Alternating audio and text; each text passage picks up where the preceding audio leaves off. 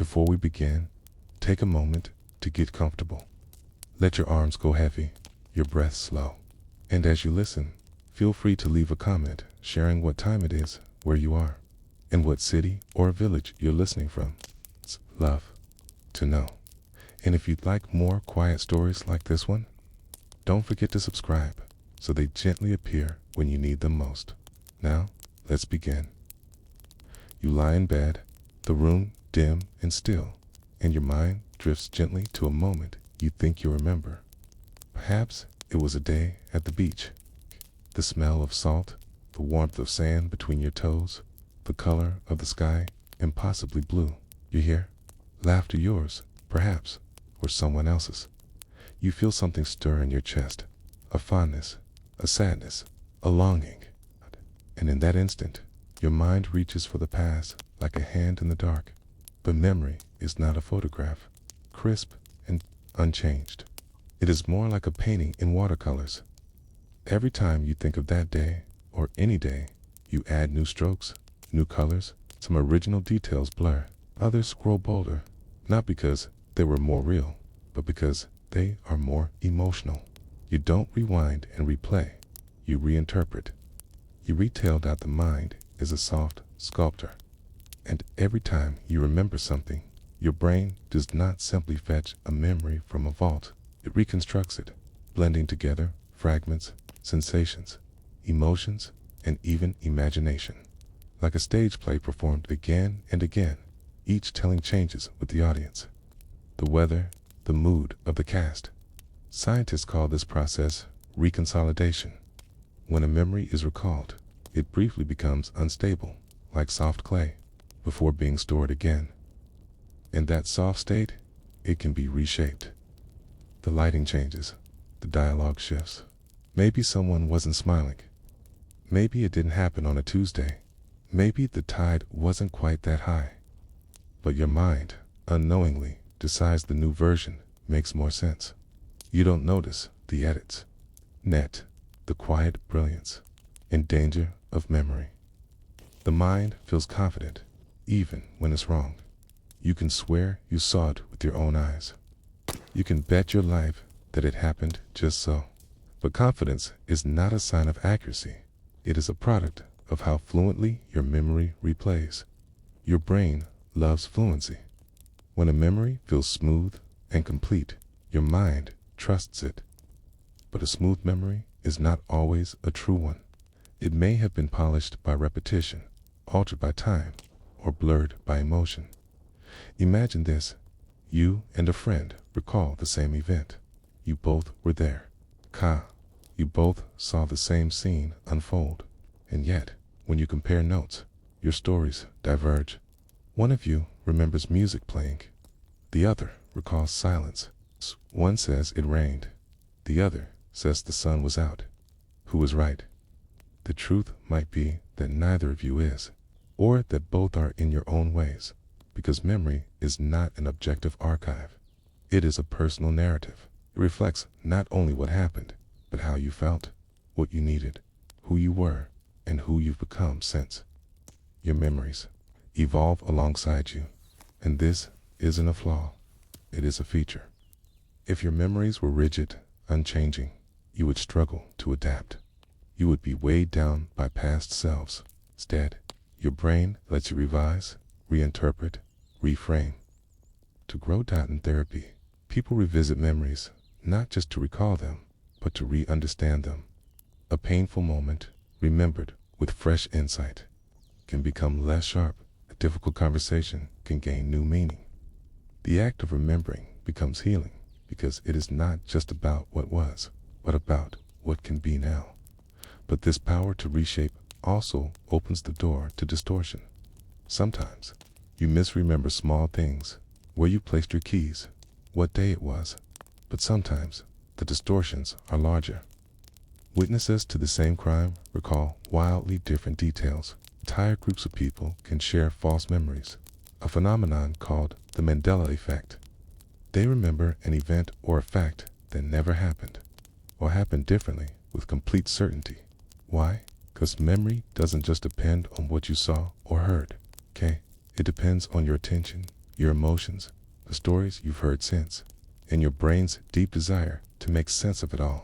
Even the act of reading this, of reflecting on your own memories, may shift something inside you. Okay, memory you revisit tonight might not be quite the same tomorrow. And that's okay, because your memories are not broken. They are living, breathing, intertwined with who you are. They are fragile mirrors, yes, but they are also windows. Through them, you glimpse your past, your hopes, your fears. You trace the outlines of the person you've been, and the person you are becoming. So when a memory rises up, soft, golden, haunting, greet it gently. Hold it with care. Know that it is not the past itself, but your present version of it. A gift, a painting in progress, and if it looks a little different than it did before, maybe that's not a loss. Maybe that's your mind, quietly tending the garden of your life. And in that garden, what blooms next may depend on which memories you choose to water. And what happens when a memory is first born, not recalled, but formed. You are walking beneath trees, or perhaps just sitting still. A sound arrives, the soft rustle of wind, or the subtle creak of a door closing in another room.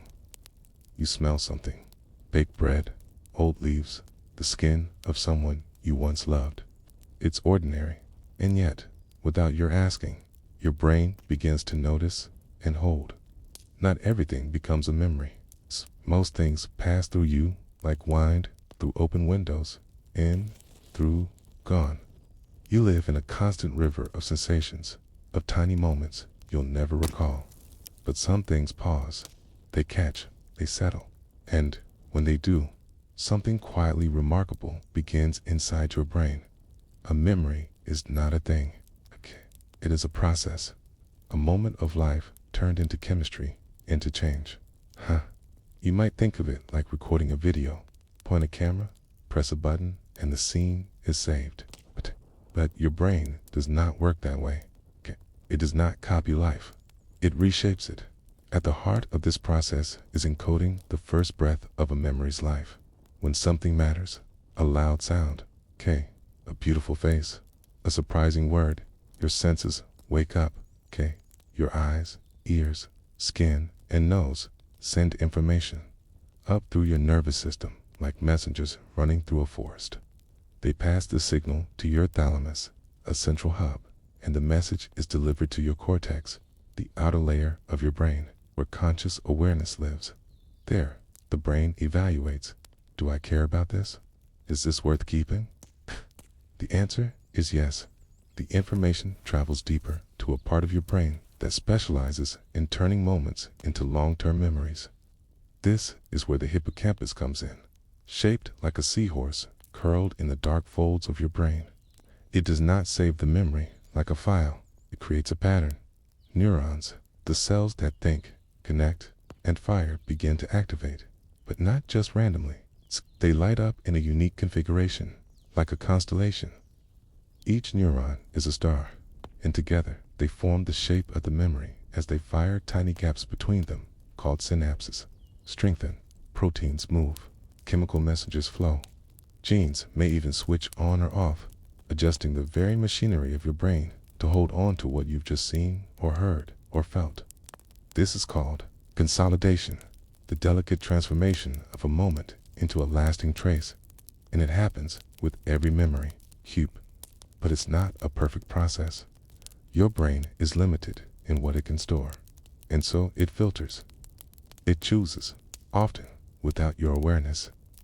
You don't remember the exact pattern of tiles on the floor or the background hum of a refrigerator, but you remember the way someone looked at you or how the air felt just before it rained. Emotion plays a central role. If a moment stirs your feelings, joy, fear, sadness, awe, it is more likely to be stored. Your amygdala, the brain's emotional center, works hand in hand with your hippocampus. It adds color and urgency, stamps the moment with significance. That's why you remember the birth of your child, or the day you lost someone you love. Why you recall this strange quiet before bad news arrived. or the first time you felt truly seen. Those memories weren't just encoded, they were etched. But even then, they are not saved as complete files. You don't store them in one place. Instead, the pieces are scattered across your brain. Sounds in one region, visuals in another, smells in yet another. The hippocampus acts like a librarian, keeping track of the index, so you can find and reconstruct the memory later. And yet, there are mysteries. Why do some memories never take root? Why do others grow stronger with time? Why do we remember a song from childhood but forget what we had for lunch last Tuesday? Science is still unraveling those questions. But we know this: your brain prioritizes meaning. The more something connects to who you are, to your identity, your goals, your emotions, the more likely it is to be remembered. Even repetition helps. Think of learning a name. The first time you hear it, it's fleeting, but say it again. Use it, connect it to a face, a story, and the neurons fire together more often. Neurons that fire together, wire together, scientists say. And over time, the memory stabilizes. Still, new memories are fragile. They are like seedlings, easily disturbed. Disruption after encoding, like stress, distraction, or even sleep deprivation, can prevent consolidation. That's why cramming for a test at 3 a.m. rarely works. The brain needs rest to do its work. During sleep, especially during slow wave and REM phases, your brain replays the day's events. It strengthens certain patterns. It shifts memories from temporary storage in the hippocampus to more permanent homes in the cortex. This is called systems consolidation, a second wave of memory making. You don't feel it happen, but while you sleep, your brain is sorting your life, deciding what to keep, what to toss, what to reframe. It's one reason dreams often blend pieces of reality with imagination. The memory network is busy, active, fluid, and in this quiet, reshaping your memories are born, not just to preserve the past, but to prepare you for the future. Because memory is not only about remembering, it is about predicting. You walk into a room and recognize a face, or when you anticipate what might happen next, you are using memory. Your brain has learned patterns. It uses the past to build the present.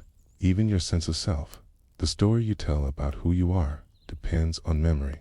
Without it, there is only now, disconnected. With it, there is continuity. You are not just living, you are becoming. But every beginning is delicate. So the next time you feel a moment catching in your chest, when something inside you says, "This matters," know that your brain is responding, is opening its quiet archive, its invisible ink. It is beginning the intricate work of growing a memory. And that memory, though unseen, may stay with you for years, or forever, forever. You close your eyes, and in the dark of your mind, memories drift upward like soft flakes of dust caught in light.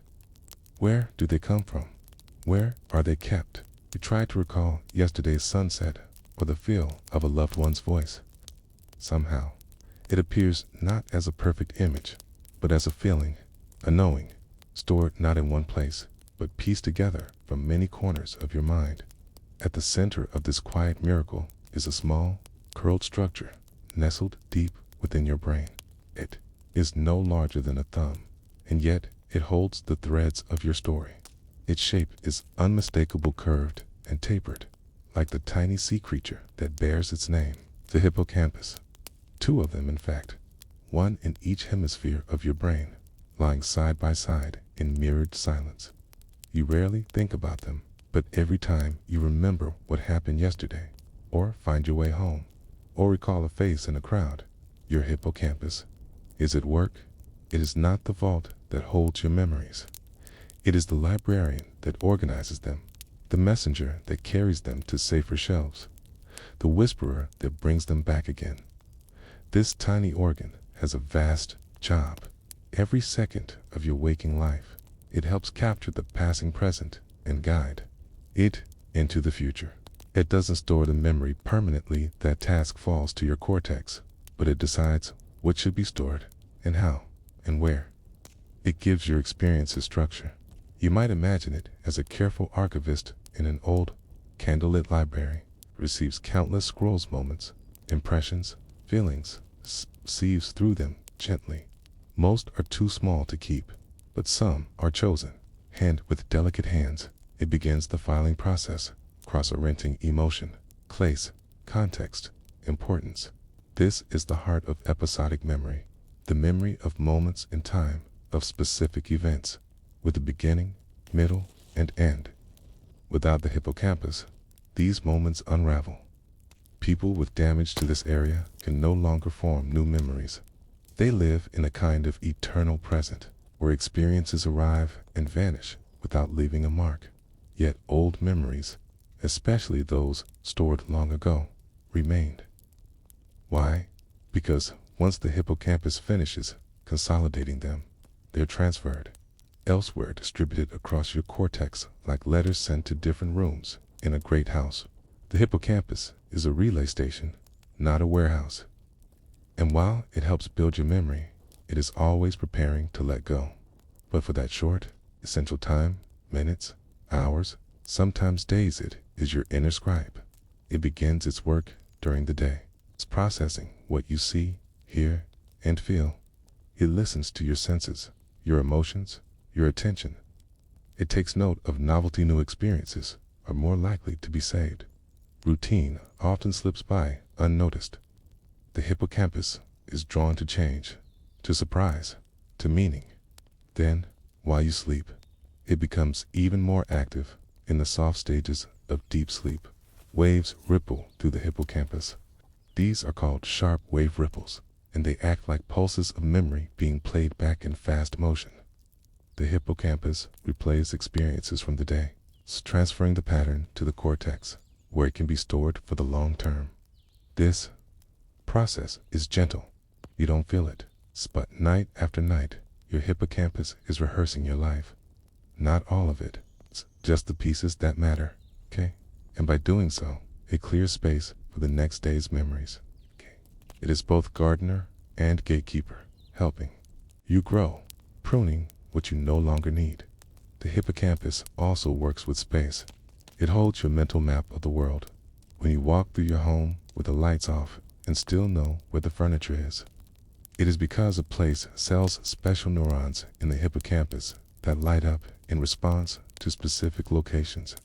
In fact, first discovery of these place cells earned a Nobel Prize. They revealed that the hippocampus isn't just about memory, it is about orientation. It helps you know where you are and where you've been, and how your past experiences relate to your position in space and time. This is why the hippocampus is often called the brain's GPS. But it is more than that.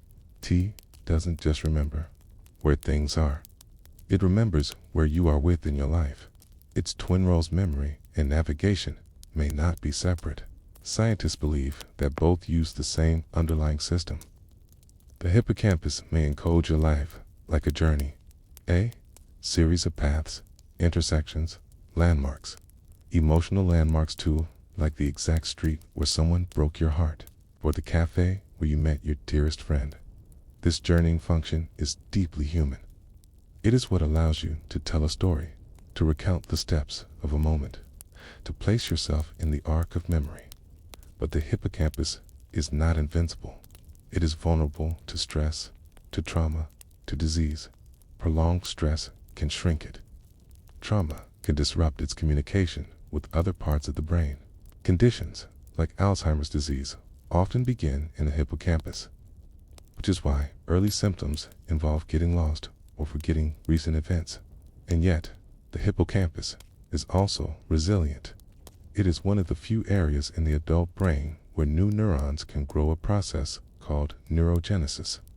Exercise, learning, and sleep can help this growth. So can emotional connection, novelty, and curiosity.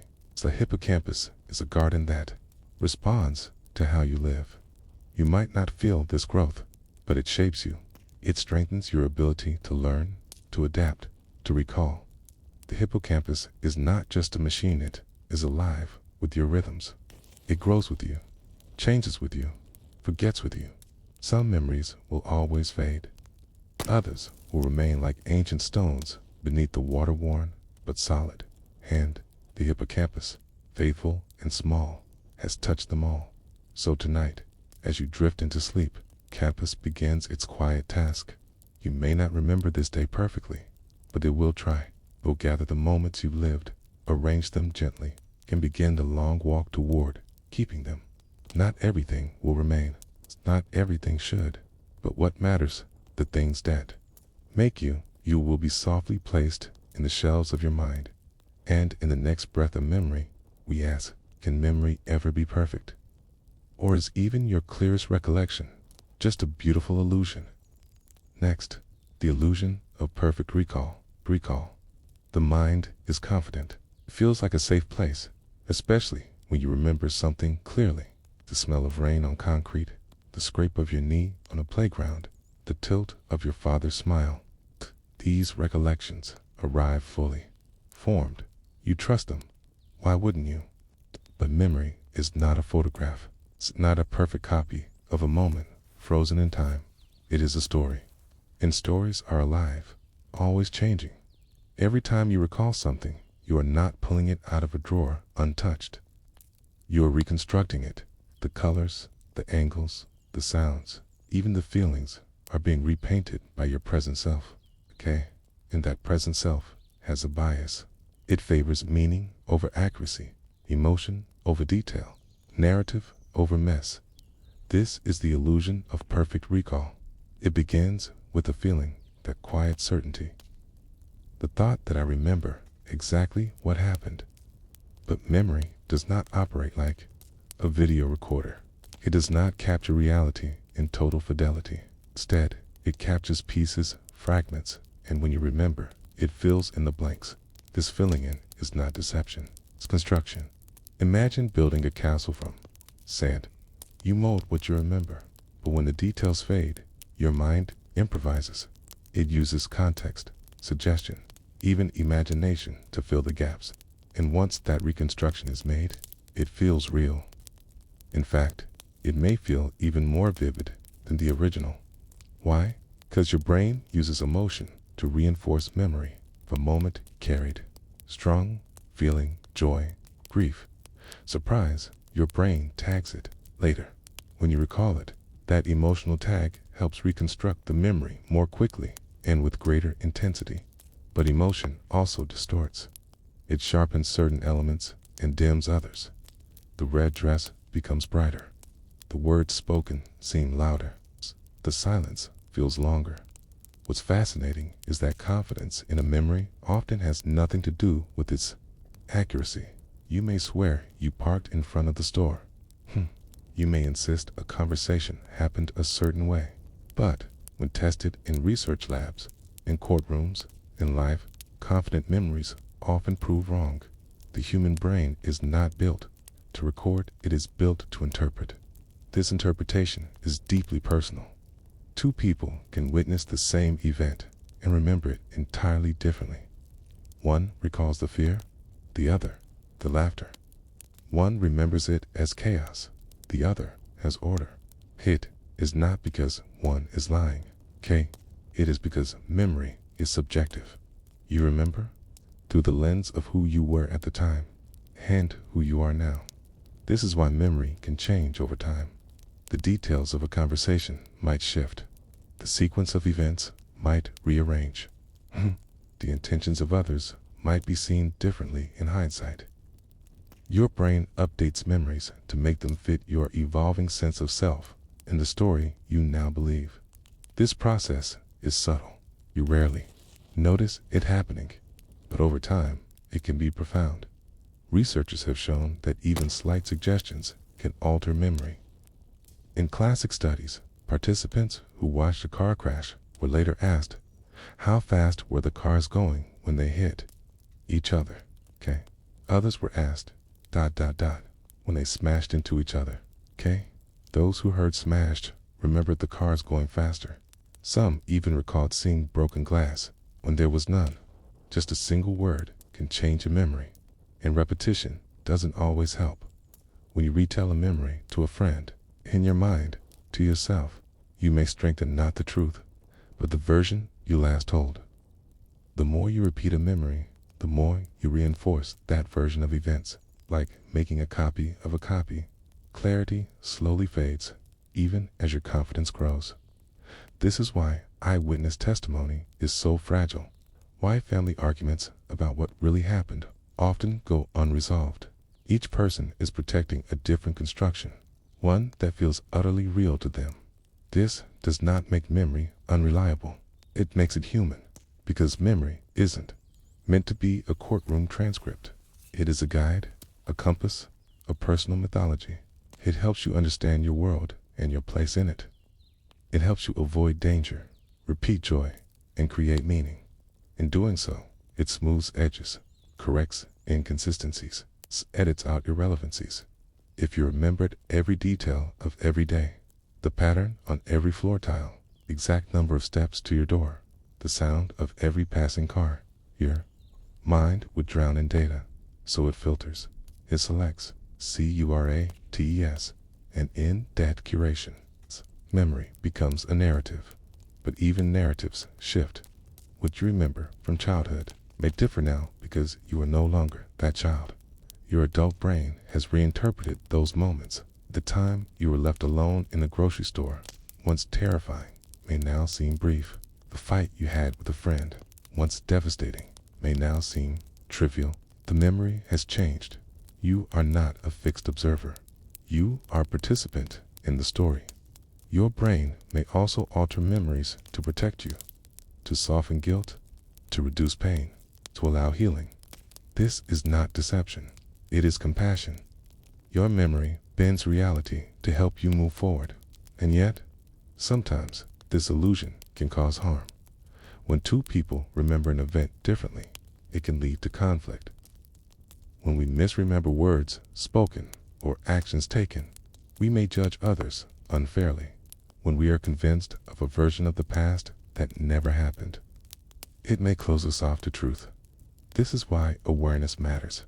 Knowing that your memory is not a fixed record, but a dynamic reconstruction, can open space for grace, for listening, for recognizing that others' memories are just as real to them, okay, and just as fragile. It also invites curiosity. Not every memory has to be verified. Some can be held gently, like dreams, meaningful, if not factual. Others can be examined, reinterpreted, healed. The illusion of perfect recall reminds us that the past is not fixed, and that is a gift, because it means change is possible. Meaning can be remade. You might recall something tonight, a conversation, turning point, a feeling, and see it differently than before. That's not a failure, it's growth. Your memory is not betraying you. It is adapting to who you are becoming. And so, in a way, memory is not about the past. It is about the present and the future. Each remembered moment is a brushstroke in your self-portrait. 10. Though the strokes may shift, the painting still resembles you. You are not the details of your memories. You are the meaning they carry. You are the artist and the canvas. You are the story being told, and the one telling it. And just like that, a memory is recalled again. But how much of it remains from the original? In the next breath, explore what happens each time you remember, and how remembering may slowly become rewriting. Next, every time you remember, you edit. You close your eyes, and a memory surfaces. A birthday, bicycle, the way the ribbon trailed in the wind. The scene appears whole, vivid, almost tactile, but the act of recalling that day is not passive. You aren't retrieving a preserved recording. You're recreating the memory in real time, like painting from an old sketch. The edges blur, the colors shift. And when you set the memory back into your mind, it is not the same one you took out. This is the quiet truth. Every time you remember something, you change it. It begins with a process called reconsolidation. In the brain, memories are stored as complex webs of neurons, a network of connections that encode where, when, who, how, and most importantly, how it felt. When you recall a memory, that neural network becomes active again, but it also becomes unstable. It softens, it reopens, and in that softness, edits can be made. These edits are not always dramatic. Sometimes they're no more than the insertion of a new detail, a laugh that wasn't there, a hand that touched yours, the smell of cinnamon that drifted through the air. Other times, the change is shaped by your current mood, your present beliefs, or the new story you're telling about who you are. A moment once remembered with joy may now carry a tinge of sorrow. Or the reverse, a painful memory may become gentler with time. This isn't deceit, it's adaptation. The brain updates memories like software, making sure the past still fits the version of yourself you're becoming. You may think of memory as a cabinet, but it's more like clay, malleable, responsive, shaped by hands, both conscious and unconscious. This becomes particularly important when we consider emotionally charged memories. Let's say you remember a conversation from years ago, an argument. At the time, you were hurt. The words felt sharp, the silence between them heavy. But now, recalling it from a place of forgiveness or distance, you might remember the tone as softer, the intent less cruel. Or you may recall a moment of success, a graduation, a promotion, a first performance. Years later, if self-doubt has crept in, the memory may seem dimmer. You might remember stumbling on your words or feeling like an imposter, even if that wasn't how you felt then. This is the brain updating memory in context. We don't just remember events, we remember them through a lens. That lens is ground from our current beliefs, relationships, experiences, and emotional needs. Each time we revisit a memory, we bring that lens with us, and in doing so, revise the past. It's called memory reconsolidation theory, and it suggests that the very act of remembering destabilizes the memory trace. In that window, which may last hours, the memory becomes vulnerable to change. Then, as it reconsolidates, it absorbs what's new, your thoughts, your interpretations, your current emotional state. What's remarkable is that you rarely notice these edits to you. The memory still feels intact, perhaps even more real than before. That's the paradox. The more often we remember something, the more confident we become in it, and the further it drifts from the original truth. You're not remembering the first version. You're remembering the last version you remembered. Over time, this can lead to something called memory drift. Imagine walking the same forest path day after day. You follow the same general route, but each time your footsteps carve slightly different lines. Eventually, the path shifts a little to the left, a little uphill. The destination is the same, but how you get there has changed. Memory works like that. It meanders with time. This matters for more than just nostalgia. It matters when you recall who said what during a breakup. It matters when you think about how your parents treated you. It matters in therapy, in healing, in trying to understand your own story, because memory is the foundation of identity. And if the foundation shifts, it does the self. But here's the beautiful side of this fragility. It means we are not stuck with the versions of the past that hurt us. Through gentle remembering, through storytelling, reflection, even dreaming, you can reshape how a memory lives in your body, okay? The pain may remain, but its power can be softened. The shame may linger, okay, but it doesn't have to dominate. Trauma therapists often work with this process, not to erase memory, but to help clients rewrite their relationship with it, okay? Revisit scenes slowly, carefully, adding in new understanding, compassion, safety that wasn't available the first time. And the brain, remarkable as it is, accepts the update. This is also how gratitude practices, okay? Journaling, or simply talking to someone you trust, can change you. When you tell a memory in a new way, you don't just hear it differently, you store it differently. Each retelling is a revision. Even memories you don't think about often, your first day of school, your last holiday with a grandparent, a childhood injury. They evolve quietly in the background. They are not frozen in amber. They are shaped by the tides of your mind, and sometimes they are forgotten entirely. This too is editing. Forgetting is not failure. This choice, sometimes conscious, sometimes not. Your brain must prioritize. Not every detail can be kept, so it lets go of names, dates, numbers, in favor of emotion, metaphor, feeling. You may not remember exactly what was said, but you remember how it felt. And in the end, that feeling becomes the memory.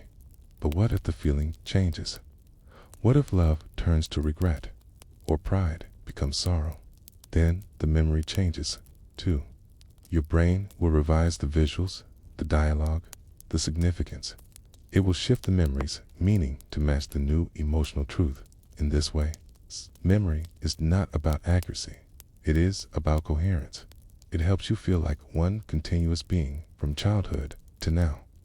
Even if parts are patched, even if some moments are blurry or fictionalized, the story makes sense. Okay. And that sense of self is what matters most. But if memory is always changing, what remains, what anchors us, perhaps is the act of meaning making itself. The way you revisit, reinterpret, and integrate your past into your present. Not to be correct, but to be whole. You are the editor of your own narrative. You cut scenes that no longer serve. You highlight the ones that bring peace. You rearrange until the story feels right, and that rightness is enough. So the next time a memory rises slowly, like mist over a field, pause, let it unfold. Notice how it feels now. What details stand out? Which ones feel softer? You are not just remembering. You are rewriting. And that is its own kind of healing. As the memory fades back into stillness, something else begins to stir. What if the strongest memories are also the most unreliable? Next, we explore why emotion holds power, but not always clarity, over what we remember coming next. 6. Emotions etch the strongest memories. There are memories you never forget. Not because you rehearsed them, not because you wrote them down, but because they arrived wrapped in emotion. A car crash, a first kiss, a sharp betrayal. The day someone died, or the moment you first felt truly seen. These memories cling tightly to your mind, like leaves frozen in amber. Even these, the ones you'd swear were crystal clear, are not untouched. Emotion does not preserve memory like a glass box. It stamps it like a seal, heated and pressed into wax dot. When something deeply emotional happens, joy or terror, wonder or grief, a part of your brain called the amygdala lights up, shaped like an almond, and rests near the base of your brain. And when it activates, it sends a message to the hippocampus. This matters. Remember it. But memory under emotional pressure doesn't just record the facts. It prioritizes. It exaggerates. Because survival is not about perfect recall. It's about learning what to avoid or what to seek again. So when your amygdala burns a memory into place, it doesn't do so with precision. It does so with impact. Okay? The sights, the sounds, the sensations, they're heightened. The world narrows. Time can feel slow. Details feel sharp. But this sharpening is selective. In emotional memory, central features get brighter. Peripheral ones fade. Think back to a moment of panic. You might remember the pounding of your heart, the exact tone of someone's voice, the smell in the air. But the color of the walls, the background music, the number of people nearby, its details likely dissolved. That's the emotional filter at work. And yet, you feel certain. You remember it exactly. You'd testify to it. You'd defend it. But research shows something surprising. The more emotionally intense a memory is, the more confidence people have in it, and the more distorted it becomes over time. Emotion increases vividness, but not accuracy. Why? Because emotional memories are not just about what happened. They're about what it meant to you in that moment. And meanings change. Let's say you remember your first heartbreak, the time it shattered you. Your mind recorded that pain in every cell. You remember the message, the silence, the goodbye. The moment became a chapter in your story, raw and defining. But 10 years later, with distance, you might recall that same moment with clarity and calm. You see it differently. The same memory now carries a softened meaning, maybe even gratitude. And as the meaning shifts, so do the remembered details. This is emotional reconsolidation, your brain's way of updating its archives. We like to think of emotions as colors that tint our memories. Sometimes they are the memory. Think of a song that reminds you of someone. The melody may be simple, but the emotion attached to it brings back an entire era, not as facts, but as feelings. You'll remember not the event, but how it felt to be inside it. That feeling becomes the anchor, and it's why some people with memory disorders, like Alzheimer's, may forget names or places, but still smile when they hear an old love song. The emotional imprint is deeper than the narrative. It's also why traumatic memories are so stubborn. When the amygdala is pushed into overdrive by terror, pain, or helplessness, it etches a memory with unnatural sharpness. The hippocampus, flooded with stress hormones, doesn't record the memory cleanly. It fragments, it disorganizes, but the emotional charge stays high. You might not remember what led to the trauma or what came after, but your body remembers.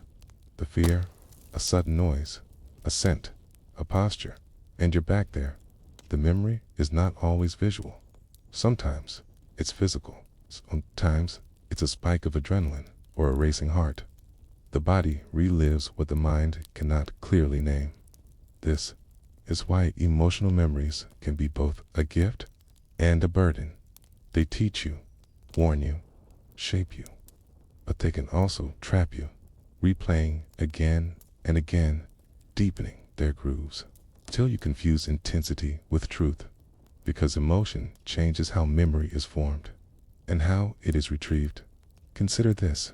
If you're sad today and you recall a memory from last year, your brain is more likely to retrieve memories with a similar emotional tone. This is called mood-congruent memory. Sadness retrieves sadness. Joy retrieves joy. It's why a bad day can spiral. One sad thought brings another, till it feels like your whole life has been cloudy. But it wasn't. It's just that your current emotional state filters the past to remember the parts that match how you feel now. And so, your memory is not only rewritten by time, it's tinted by the present. Still, this filter works in your favor too. When you're joyful, the world seems rich in beauty. Memories of laughter surface. Moments of connection return. You become more generous in how you recall your past and in how you imagine your future. The mind gently selects what supports your emotional truth. It's a delicate balance because emotions do help you remember. Studies show that people are more likely to recall emotionally charged events than neutral ones. It's why you remember where you were on days of historic tragedy, or what you were wearing on the day someone said, "I love you." Emotion glues experience into place, but sometimes it also smears the edges. In crime research, for example, highly emotional eyewitnesses often misidentify suspects, even though they feel absolutely sure. They remember a face, a voice, a smell. But stress narrows their attention, and their brain fills in what's missing. That's not weakness. That's the biology of survival. Because in the wild, remembering enough to avoid danger was better than perfect recall. The animal that bit you had stripes. Your brain remembers striped things equals threat, even if it wasn't exactly a tiger. The lesson mattered more than the detail. In that way, every emotional memory is a lesson about what matters, about who you were, and who you've become. And so the most powerful memories, the ones you return to again and again, are not just stories. They are emotional blueprints, and they continue to shape your choices long after the moment has passed. They tell you where to be careful, where to open, what to seek, and what to run from. But even these deep imprints can change through time, through therapy, through conversation, through compassion, because remembering is never passive. And feeling something again is not the same as feeling it for the first time. Sometimes you look back on a moment that once made you cry and you smile, not because it didn't hurt, but because you've grown around the pain. That too is memory. Alive, mutable, personal. In the end, you do not carry a collection of facts. You carry a library of feelings, etched with the tools of emotion, and that is its own kind of wisdom. So, when a strong memory stirs, a heartbreak, a triumph, a loss, let it unfold slowly. Notice the feeling that comes with it. Notice what it asks of you now. You may find that the feeling has changed, or that it hasn't, but either way, you are different, and your memory, shaped by emotion, now belongs to someone wiser. As you drift deeper into these emotional landscapes, a new question begins to bloom. What if some of the memories you hold never happened at all? Next, we explore the delicate world of imagined truths, where false memories feel just as real as the ones that truly were. Coming next. 7. False memories. When your mind lies softly. You close your eyes and picture it clearly. The hallway, the ticking clock, the color of the floor tiles. You remember the conversation, word for word, and the exact look in their eyes. You're sure of it. It's so vivid, so certain. But what if it never happened? Not just differently, but not at all. Your mind doesn't always record. Sometimes it invents. False memories are not lies. They are not tricks. They are your brain doing its best to make sense of a blurry world. And they happen more often than you think. You might remember a childhood birthday where your aunt gave you a blue sweater, only to find an old photo proving it was red. You remember a friend being there, but they moved away before that year. You remember saying goodbye, but no one remembers hearing you say it. These aren't small distortions. These are full memories, emotional ones, but they didn't happen. Not the way you remember. Maybe not at all. How does that happen? It starts with the way memory works. You do not store memories like books on a shelf. Each time you remember something, you're rebuilding it, assembling pieces, the many parts of your brain: sight, sound, emotion, context, meaning, all pulled together into a moment. But the act of remembering is also the act of editing. You recall something, then store it again, slightly changed. This process is called reconsolidation. It's like reopening a document, making a few edits, and hitting save. Over time, the changes add up, and sometimes a detail gets added that wasn't there, or a blank gets filled in, or a story someone else told becomes something you remember as firsthand. This is how a false memory is born. It begins with a gap. Your mind hates gaps, so it fills them with logic, emotion, suggestion, or imagination. And once filled, that new version feels as real as anything else. One of the most famous studies on false memories was conducted by cognitive psychologist Elizabeth Loftus. In one experiment, participants were shown a video of a car crash. Later, some were asked, how fast were the cars going when they smashed into each other? Others were asked, how fast were the cars going when they hit each other? One word, smashed, made participants remember the cars going faster. Some even recalled seeing broken glass, which wasn't in the video at all. Their memories were altered by suggestion. In another study, people were told falsely that they had been lost in a shopping mall as a child. At first, they denied it, but after repeated interviews, a surprising number began to remember it happening. They described details what the mall looked like, who found them. They weren't lying. Their brains had accepted the suggestion and filled in the rest. This is known as the misinformation effect. Your memory can absorb outside details, blend them into your own. Think about how many stories you've heard about your childhood, from parents, siblings, old photos. Eventually, the lines blur. Do you really remember riding that tricycle in the driveway? Or did you memorize the photo on the fridge?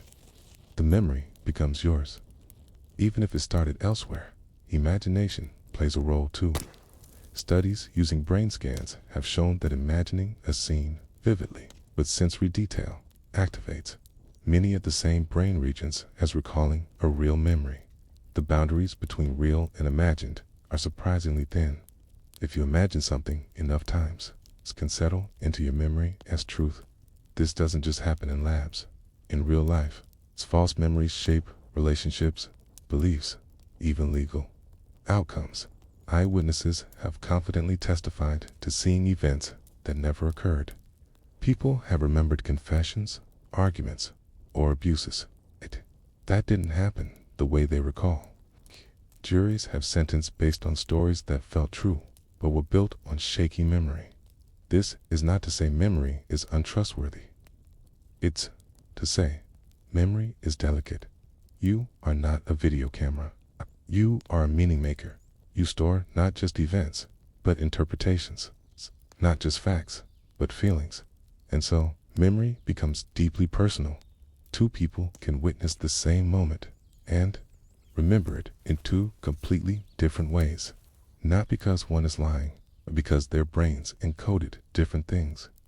One focused on tone, one on posture. Felt safe. The other DN single quotes, teed.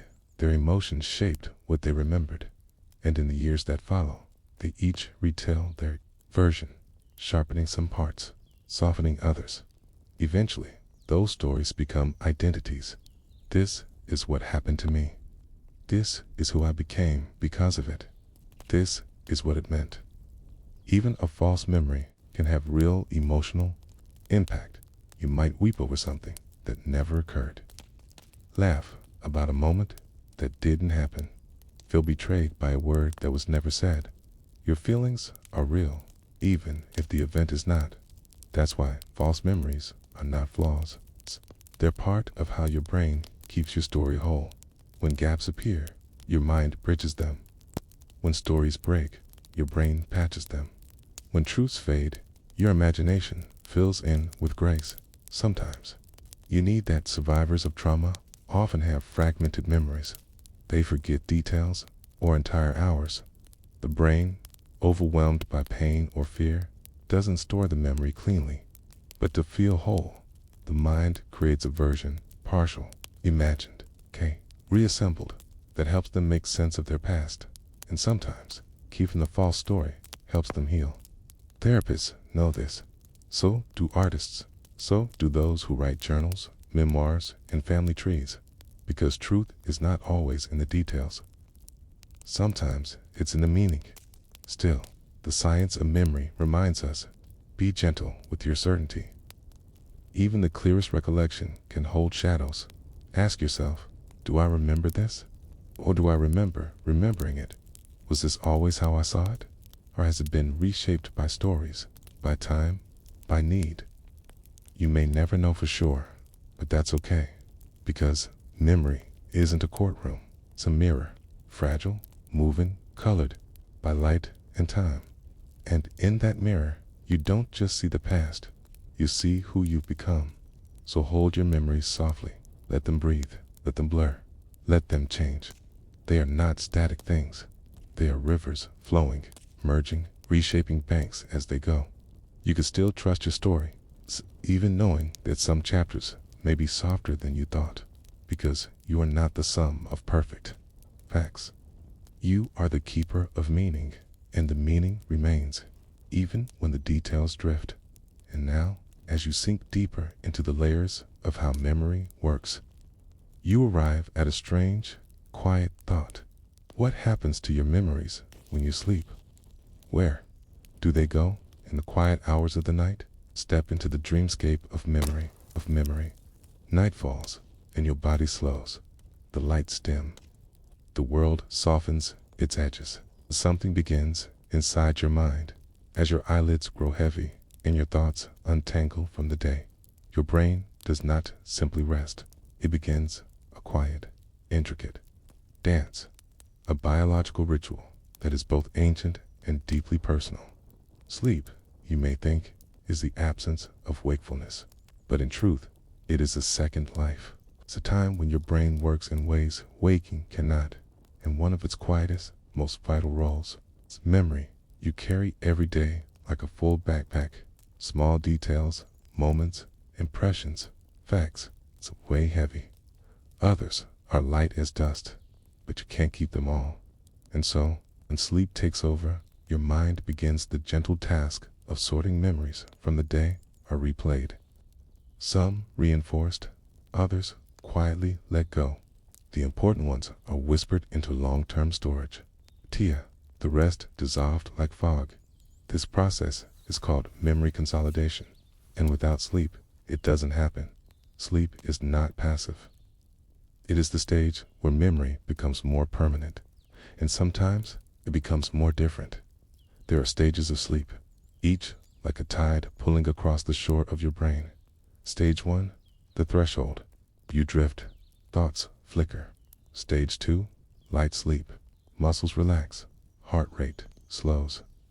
Then, deep sleep, also called slow wave sleep, where brain waves stretch into long rhythmic pulses. And then comes REM sleep, rapid eye movement, the land of dreams, of inner worlds, of flickering images.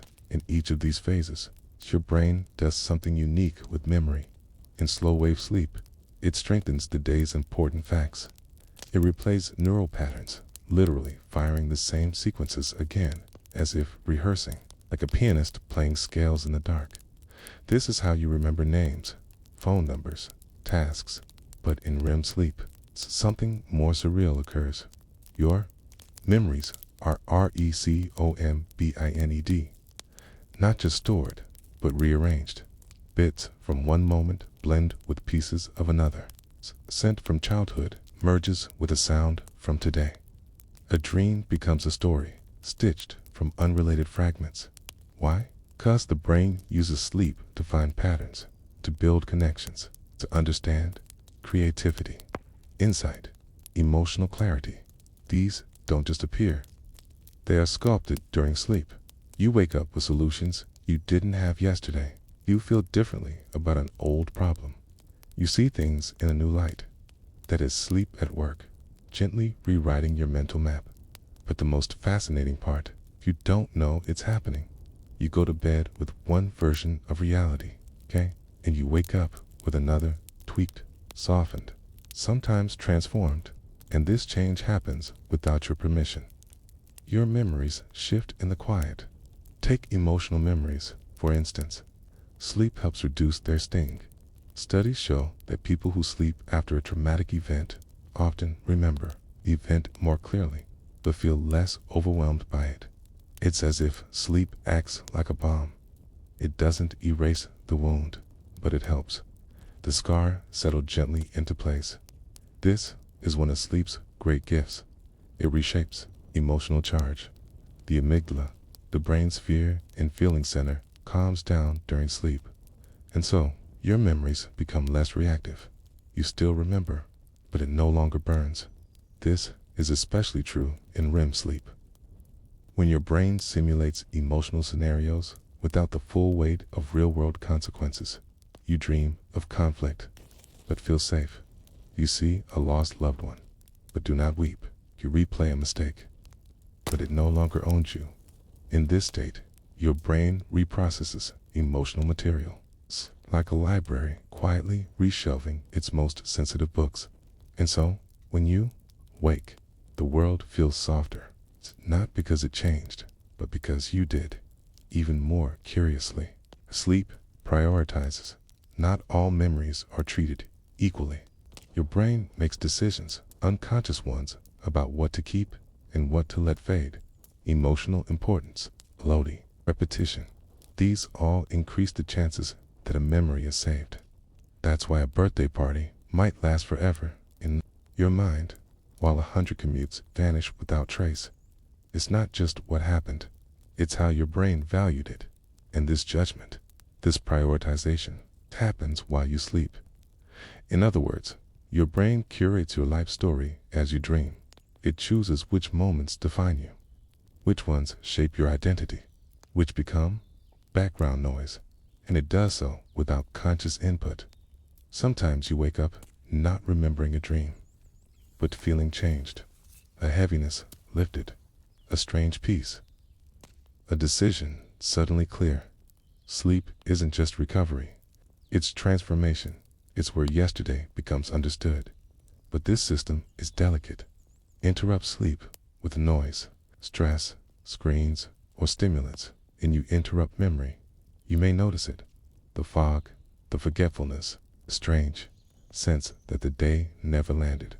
Because without deep and REM sleep, your brain can't consolidate. Facts drift away. Emotions linger longer than they should. And the world feels blurry. Even one night of poor sleep reduces your ability to form new memories. Chronic sleep loss, it impairs learning, mood, recall, even identity. Your sense of self, that smooth continuity of who you are, relies on memory. And memory, in turn, relies on sleep. They are intertwined, like roots and soil. Even dreams, surreal, shifting, symbolic, play a role. They allow your mind to explore possibilities, to revisit unresolved threads, to test ideas without risk. This is how creativity blossoms. Great thinkers across history, from Thomas Edison to Salvador Dali, trusted their dreams. They believed sleep revealed what waking could not. Not because dreams are prophetic, but because they offer a canvas where memory and imagination blend. Sometimes, in your sleep, you glimpse something deeper, a pattern, a meaning, a memory softened just enough to forgive. You carry those changes forward, even if you don't remember why. This is why protecting your sleep is not just about health, it's about protecting who you are. Sleep is memory's workshop, its sanctuary, its sculptor. So tonight, as you rest, know that your mind continues. It sorts, it files, it releases, rebuilds the story of your life, one quiet ripple at a time. You will wake tomorrow, not just rested, but slightly rewritten. And now, as we wander deeper into the folds of memory, one truth remains. Not all memories are gentle. Some arrive sharp, sudden, and overwhelming. Some break the pattern. What happens when memory is shattered by pain, by fear, by trauma? Let's step carefully into the next chapter. You don't always choose what you remember. Some memories step forward, like soft friends. Others harsh, sharp, uninvited, arrive without knocking. Some stay locked behind a door you don't even know exists. This is the realm of trauma. It's the part of memory that doesn't behave.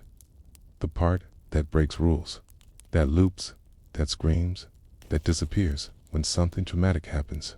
A moment of shock, fear, or helplessness. Your brain changes how it remembers. The usual pathways of memory are disrupted, not erased, not deleted, but fractured. 2. Understand how trauma reshapes memory. You must return to the quiet libraries of the brain, your hippocampus. Your internal archivist usually organizes experiences in order. It files them by time, by feeling, by meaning. A sense of beginning, middle, and end. But during trauma, something else takes control. The amygdala, your alarm bell, flares bright. It doesn't care for nuance, doesn't care for time. Its job is survival, and in moments of extreme stress, it floods the system. Stress hormones like cortisol and adrenaline race through you. Your body tenses, your breath quickens, and your brain stops prioritizing order. Instead of filing memories neatly, your hippocampus stalls. It struggles to encode the trauma in a coherent story, so the memory splinters. You might remember a sound, but not a face. A flash of light, but not where you were. A cold metal surface, but not why it mattered. Or worse, you remember it, all with searing clarity, again and again, as if it's still happening. This is not failure. This is protection. This is the brain trying to shield itself, because for some events, a car crash, assault, a loss, war, the full experience is simply too much to hold.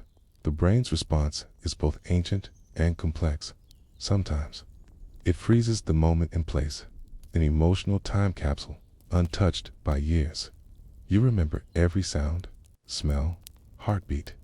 This is called hyperdash encoding. Other times, it scatters the memory into fragments, too jagged to process all at once. This is dissociation, a kind of mental fog, a distancing, a quiet stepping back from your own experience. It's not weakness, it's survival. Trauma does not always announce itself with pain. Sometimes it arrives as numbness, as a blank space where memory should be. You forget a face, you lose whole hours. You feel like the story happened to someone else. This too is memory at work, because memory is not about recording the truth, it's about protecting the self. And when the self is in danger, the brain becomes a guardian, even if that means silencing parts of your past. There's a name for this silence: repression. It's when the mind pushes traumatic memories below awareness, not out of malice, but mercy. You don't choose it. It happens below thought, and yet the memories wait, stored in the body, in sensation, in tension, in dreams. You may not remember what happened, but your body does. A smell triggers unease. A place feels unsafe without reason. Your hands shake. Your breath shortens. These are echoes. They are the whispers of unspoken memory. For many, trauma becomes a loop, a memory that refuses to end. This is the heart of post-traumatic stress disorder, PTSD. It's not about weakness. It's about a memory stuck in the wrong part of the brain. Instead of being filed away, it lives in the present. It fires again and again, as if the danger is still here. Your mind knows it's over. Your body does not. Even dreams betray you. During sleep, especially in REM, the brain tries to integrate experience. But for trauma survivors, this process can misfire. Dreams turn to nightmares. Memory becomes menace. Sleep, the sanctuary of healing, becomes fraught.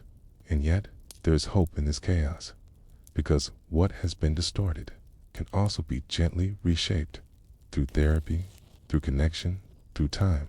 The brain can begin to process what it binds. Once buried, neuroplasticity, the brain's ability to change, does not vanish in adulthood. Even old trauma can be rewired. It starts with safety, because healing requires what trauma stole: a sense of control, of being seen, of being heard. When someone listens, truly listens, without judgment, the brain begins to believe it is safe again. And when it is safe, memory reorganizes. The fragments find one another. The feelings soften. The nightmares quiet. Sometimes this happens slowly, sometimes in waves.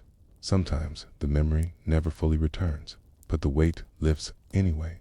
And sometimes forgetting is the healing, because not every truth needs to be remembered for peace to arrive. Science still studies these mysteries, the boundaries between memory and emotion, trauma and self. But one thing is certain: the brain, even when wounded, holds an incredible power to protect, adapt, and recover. You are not broken if you cannot recall. You are not weak if a memory still burns. You are human, and the human mind is not a vault. It is a garden, sometimes trampled, sometimes scorched, but capable, always, of new growth. And just as trauma changes memory, so too can healing.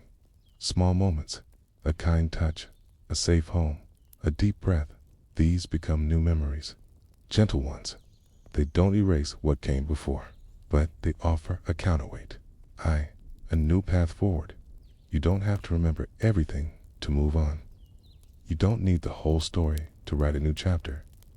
Your mind may never return to how it was before, but it can become something just as strong and more deeply alive.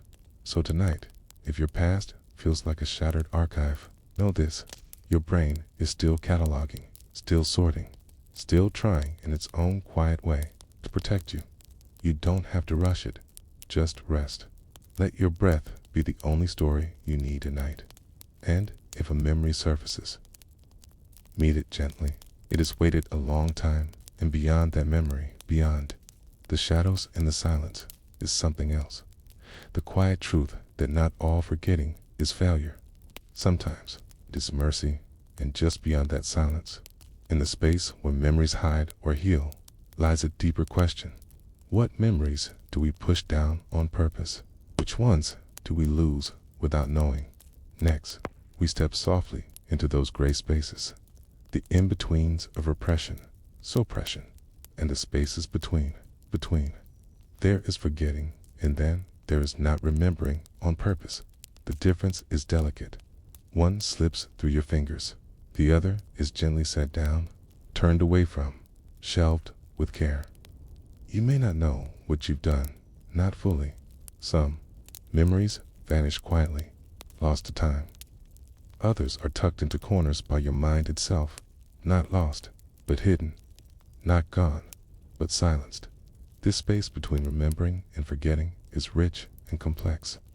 It is where repression and suppression live, and they are not the same. Suppression is the act of turning away, decision made often in a quiet moment. I won't think about that now. You might suppress a painful breakup, a cruel word said by someone you love, a mistake you carry but cannot bear to examine. It is conscious. It is effort. It is setting a memory down like a heavy book, not because it's unreadable, but because it's too much for the moment. Suppression takes energy. It is the mind's way of saying, not now, and sometimes, maybe never. But repression is quieter. It happens underneath awareness. You don't choose it. You don't know it's there. Yet, it steers you. A memory, too painful or too destabilizing, is buried. The mind locks it away. The key is lost. The room is sealed, and you go on. This is not fiction. This is the brain's defense. Studies of trauma survivors, especially those who experience early childhood abuse, show this silent burying of experience. Years may pass, decades, then a smell, a sound, a feeling in the body, and the door creaks open. A forgotten memory rises, not always clearly, sometimes only in fragments, sometimes only in emotion, a fear with no name, a sadness with no source. You might not remember the event, but your body does. Repression is controversial in science, hard to prove, hard to disprove, but its effects are visible in avoidance, in habits, in unexplained anxieties, in dreams that feel like echoes of something long ago.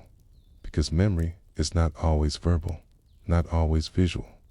Sometimes it's somatic, held in the muscles, the breath, the posture, a tight chest when facing authority, a flinch at a certain tone, numbness during moments of intimacy. These are memories without narrative. They don't speak in words, but they speak nonetheless. In this quiet, half-lit world, the line between repression and suppression can blur. Maybe you once chose not to think about something. Then, over time, the choice became automatic, okay? And then invisible. What began as suppression became repression, a habit of avoidance so practiced it folded into your identity. But even what is hidden still acts on you. Repressed memories can shape your decisions. They can color your relationships. They can echo in how you parent, how you love, how you fear. You may not remember the moment, but the moment remembers you. So, how do we reach what's buried? Not by force, not by digging, but by listening. The brain protects what it must, and it releases only what it feels safe to. That safety can come through therapy, through art, through dreams, through time. A painting made without thought. A sentence said without planning. A memory you didn't know you still carried, suddenly spoken aloud. Sometimes the truth slips out sideways. A glimpse, a shiver, sentence that trails off because it startled you. And in that moment, a doorway opens. But not all repressed memories return. And not all need to. The mind forgets, sometimes, for mercy. The goal is not always recall. It is peace, to know that what you can't remember is still valid, still part of you, and worthy of compassion. Some people fear that memory is too malleable, too subject to suggestion, imagination, even therapy itself. And its true memory is not a tape recorder. It's reconstructive. Each time you recall something, you rebuild it, and sometimes, unintentionally, you reshape it. This is where the controversy around recovered memories comes in, especially in legal and clinical contexts. Can a memory truly be recalled decades later? Can we trust it? The answer, like most truths, is complex. Memories recovered spontaneously, without suggestion, pressure, or leading can be incredibly vivid, emotional, and consistent. But memory is fallible. It can be shaped by questions, by therapists, by media, even by dreams. So the science asks us to be careful, to approach with humility. What matters most is not whether a detail is exact, but whether the emotional truth feels real. Because memory, especially of trauma, is rarely linear. It is stored in sensations, fragments, tumbles, like a dream you only half remember. But that still wakes you in tears. In this uncertain landscape, self-trust becomes an anchor. You may not know every detail of what happened, but you can trust how your body responds. You can trust the ache, the flinch, the silence. You can trust that something matters, even if you don't yet have the words for it. Suppression and repression are not flaws. They are survival skills. They allowed you to continue, to grow, to function. But if you feel pulled now to uncover, to understand, know this: you don't have to open every door. You don't have to remember everything to heal. Some things will remain in shadow, and that's okay. Healing is not about full recall. It is about integration. Welcoming all parts of you, even the silent ones, with kindness. Sometimes a therapist will ask, where does that feeling live? In your body. It may sound strange, but it bypasses the mind, which can guard cues, and reaches the place where memory whispers. A clenched jaw, a tight stomach, a restless hand. Your body is the diary your mind forgot it was keeping. And through breath, movement, stillness, you can begin to read it. This is the slow, soft science of trauma recovery. Not erasing pain, but meeting it gently, letting it speak, letting it rest. Suppression and repression often feel like failure, like cowardice, but they are wisdom in disguise. They say, not yet, not now, just let me live, and then one day, if and when you are ready, they may say, I am here, I always was. I trust you now. What you do with that is up to you. You can write about it, you can paint it, you can sit beside it in silence, you can fold it into the story of your becoming. Not every memory needs a spotlight. Some are more comfortable in the soft glow of acknowledgement. So if something rises, a shadow, a phrase, a flash, you don't have to chase it. Just breathe. Just notice. It is part of you. But it does not define all of you. The mind is a house with many rooms. Some are open, some are locked. Some are hidden behind bookshelves, behind dreams, hard breath, and all of them are yours.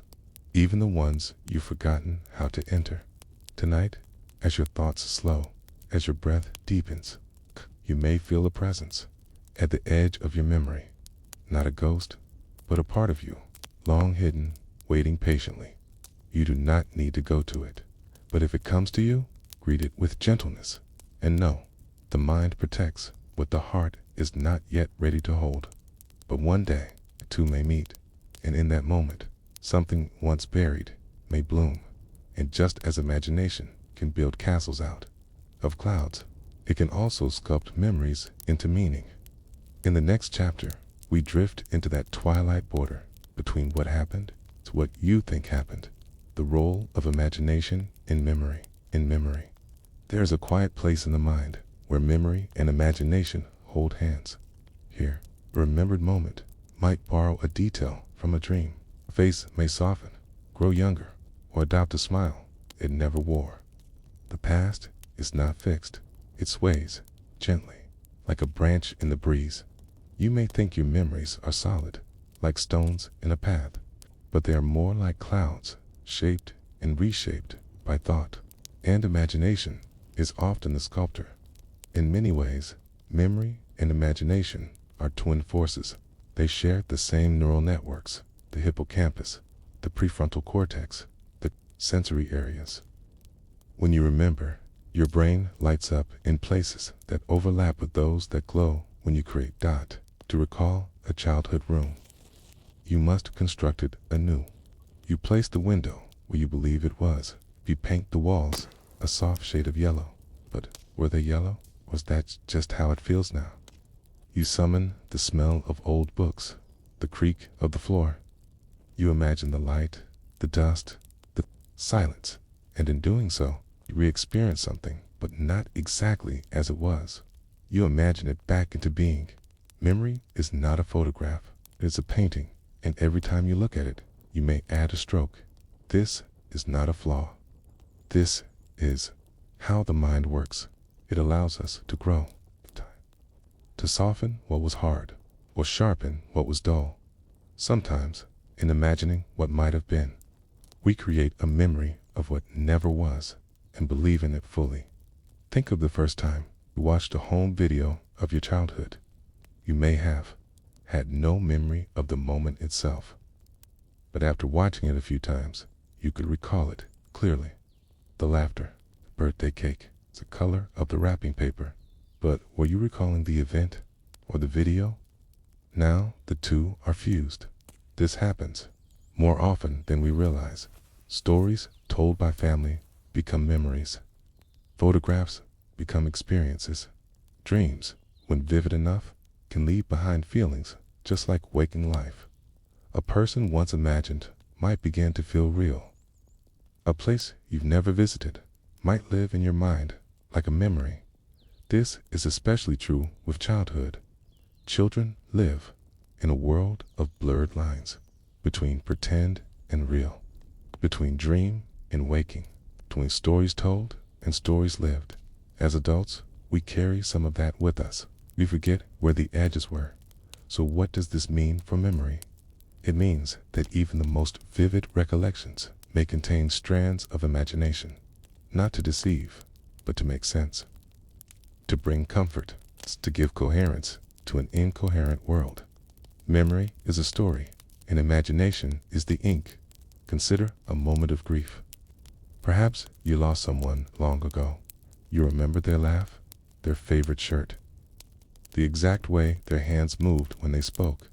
But you also remember conversations you never had, things you wish you'd said, moments that didn't happen but should have. Imagination fills in the missing pieces. And eventually, you may not remember what was real and what was hope. This is not deception. This is healing. Your mind helps you make peace with a version of the past that supports your present. In therapy, this is called memory reconsolidation. When a memory is recalled, it becomes temporarily malleable, open to change, new information, or emotional context is added during that time. The memory may be altered when it's stored again.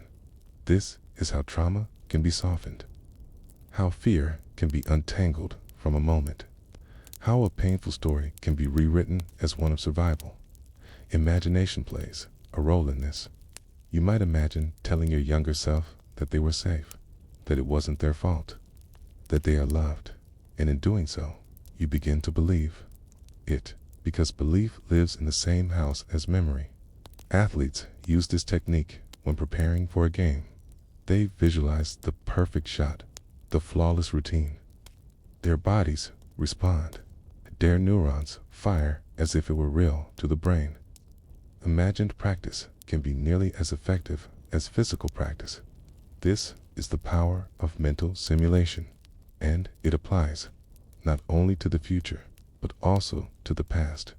You can rehearse your own healing. Imagination is how we revisit the past, not just to relive it, but to reshape it, not in facts, but in meaning. Suppose you once failed publicly. The memory haunts you, a moment of shame etched in your body. But then you imagine it differently, not to pretend it never happened, but to add a new layer. I was brave to try. I learned something valuable. Others have failed. To doubt the facts remain. But the emotional landscape shifts. The same neurons that once fired in fear began to fire in resilience. And so, the memory changes. Not erased, but transformed. This is the role of imagination in memory. It allows us to reinterpret, to soften, to grow. It allows us to carry our past not as a burden, because a woven story threaded with both truth and possibility. Imagination also explains why we sometimes confuse memories. You might remember a conversation, but was it with Sarah or Emily? Was it at the cafe or on the phone? The core feeling is intact, but the details blur. That's because your brain stores pieces, not whole films, okay? And when you recall, it reconstructs. If two experiences were similar, their pieces may overlap. You might insert the wrong backdrop, the wrong face, but the feeling is right. This is not a flaw. This is efficiency. The brain builds context, not exact replicas. Imagination helps you guess what belongs. Sometimes it guesses wrong, but mostly it serves you. There are dangers, of course, in legal settings, in trauma work, in sensitive areas. False memories can cause harm. That's why the scientific community urges caution, because the brain is powerful, but also impressionable, and imagination, when unchecked or suggested by others, can plant seeds that feel like memory. But in daily life, imagination is a friend, a gentle artist. It helps you remember who you were and imagine who you still might become. You use it every time you daydream, every time you wonder, what if? Every time you tell a story from long ago and smile at the parts you polished. Because memory is not only about accuracy, it is about meaning, and imagination ensures that your story grows with you tonight. As you lie still, notice which memories surface. Notice how they shimmer, how they shift, how a detail suddenly seems new, or missing, or better than it was.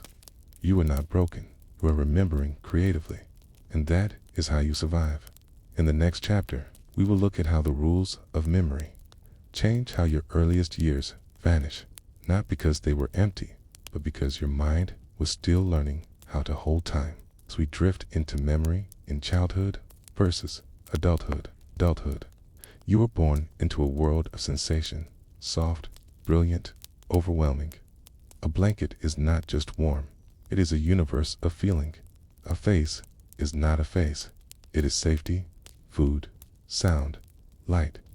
And your brain, in those early days, is a sponge, soaking up the flood without yet knowing how to hold it. This is the quiet mystery of childhood amnesia. Why can't you remember being a baby, or even most of your first few years? It isn't because your mind was empty. It's because it was too full, it's too raw, too unfiltered. Your hippocampus, the part of your brain responsible for forming long-term memories, was still under construction. The blueprint was there, but the walls were soft, the doors unlatched, the floors not yet dry. Memory requires structure, not just experience. And you had plenty of experience. Your heart raced. You felt fear, hunger, warmth, joy. You recognized voices. You learned sounds, shapes, beginnings of language. Okay. But your brain could not yet bind it into narrative and memory. As we know it in adulthood, depends on narrative. It needs a sense of self, a story, a context to file it in. And so, your earliest years were not forgotten, so much as never fully recorded in the way your adult mind now expects. They exist instead as sensations tucked deep in the nervous system. You do not remember your mother's arms, but you may feel safest when held in a similar way. You do not recall a lullaby, but a certain melody may make you cry without reason. These are implicit memories, stored not in facts, but in the body. They shape your preferences, your reflexes, your deepest emotional reactions. They are the script beneath your consciousness. Later, as you develop language, begin to form explicit memories, stories you can recall, share, examine, and yet, the transition is not sudden. Some people can remember moments from when they were 2 or 3 years old. A red toy car, a thunderstorm through the window, a sibling's face. But often these memories are fragments, isolated, floating without timeline or explanation. Are fragile and often prone to revision, like postcards with no return address. As you grow older, your brain becomes more adept at weaving memory into meaning. Your hippocampus strengthens its connections, but your prefrontal cortex develops, adding logic, planning, emotional regulation. You become more capable of encoding memories that will last. But here's the twist: as your memory improves in some ways, it also becomes selective. The child's mind is open, porous. It absorbs everything important and irrelevant alike. A child might remember the exact pattern on a neighbor's shirt or the number of steps in the stairwell, simply because it was there. The adult mind filters. It focuses on relevance, utility. It remembers names, appointments, where the car is parked. But it forgets the shimmer of a puddle or the smell of rain-soaked bark. So memory does not simply grow stronger. It changes its rules. As a child, you remember because you are present. As an adult, you remember what serves your story. This is why adults often long for childhood, not just for its simplicity, but for its vividness, its immediacy, the way a moment could feel like forever. Many of your happiest childhood memories may feel larger than life. Summers that stretched on endlessly, single birthday etched in golden light, a particular scent, cookies, crayons, leather seat that unlocks a world you didn't know you'd kept. But are these memories accurate? Likely not entirely.